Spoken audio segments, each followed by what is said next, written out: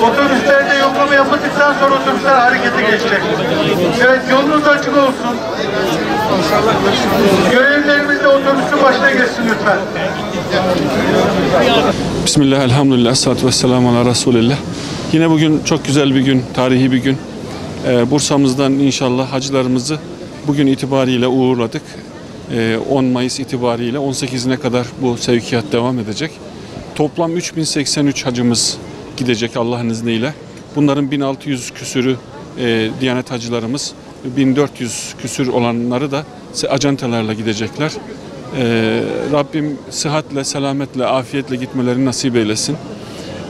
Ayrıca 161 tane de bizim kendi personelimiz, orada hacılarımıza hizmet edecek olan kardeşlerimiz de görevli. Onlar da gidecekler.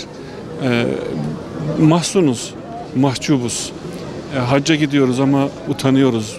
Sebepse Gazze, diğer bir başka mukaddes beldemiz, Kudüs'ümüz, Mescid-i Aksa'mız zulüm altında.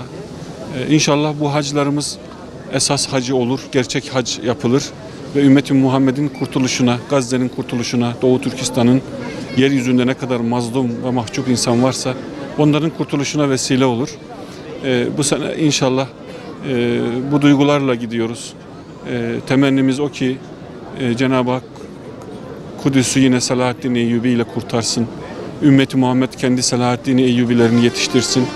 Oraya giden hacılarımız oradan sadece böyle hurma getirme değil de Allah'ımızın bizden beklemiş olduğu şuurla, bilinçle dönmüş ve Kur'an'ın, ezanın, ümmetin kıymetini bilen bilinçli birer Müslüman olmayı ve evlatlarını da o şekilde yetiştirmeyi düşünerek, tefekkür ederek, söz vererek gelsinler istiyoruz.